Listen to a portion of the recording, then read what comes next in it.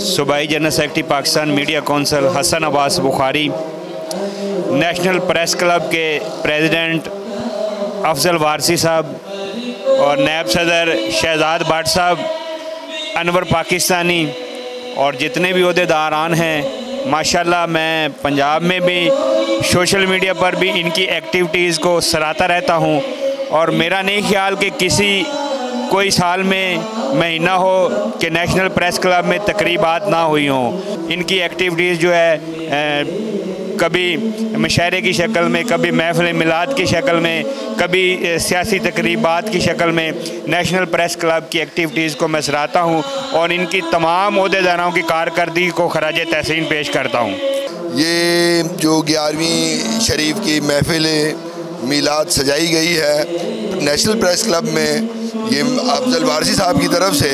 मैं समझता हूँ लायक तहसीन है कि आका है दो जहाँ जिनके फजल करम से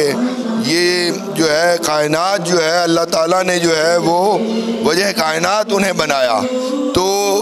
वो लोग लायक तहसीन है जो उनके मिलाद मनाते हैं। और मैं समझता हूँ कि हम तो वो लोग हैं कि जो जितने शुक्रगुज़ार हों अल्लाह ताला के वो कम है कि उस आका की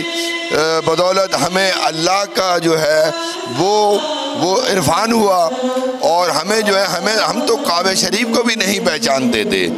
हम तो कुरान करीम को भी नहीं जानते थे। ये उस मोहम्मद अरबी का सदका है कि जो हमें जो है हम तो रुख मुस्तफ़ा को जानते हैं कि अगर हालत नमाज में भी जो किबला जो है हुजूर के रुख का चेहरा अनवर हो जाए अगर काबे की तरफ, तो वही हमारा किबला हो जाता है, वही हमारा काबा हो जाता है। अस्सलाम वालेकुम, मैं हूँ मुरीद अली जामरो, डायरेक्टर मॉर्निंग शो आवाज़ टीवी। आज नेशनल प्रेस क्लब में 11वीं शरीफ महफ़िल मिलाद का एहतमाम किया गया है। ये अच्छी रवायत है और मज़हबी एतबार से हम अपने बड़े बुज़ुर्गों बच्चों तक ये पैगाम पहुँचना चाहिए और हमारे बच्चे बड़े बुज़ुर्ग जो भी यहाँ आते हैं ये नाते रसूल मकबूल सल्लल्लाहु अलैहि वसल्लम सुनने की सआदत हासिल करते हैं। ये बड़ी अच्छी बात है।